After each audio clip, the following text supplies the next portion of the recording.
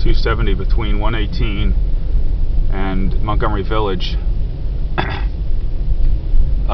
We got probably 2 lanes, but I'm pretty much occupying the whole thing. There's no one behind me.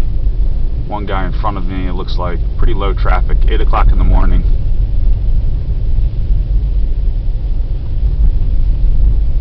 Snow's still coming down. On our way to Men of Emmaus meeting.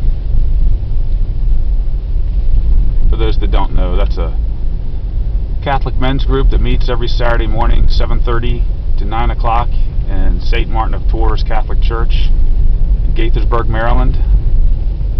Every Saturday morning, pray together, decade of the Rosary. Come down, coffee, donuts, and usually read a little scripture and reflect on it. Sometimes we get a talk. Last Saturday of every month we get our priest to come give us a talk. Been doing this since 2004, Lent of 2004. All men are welcome.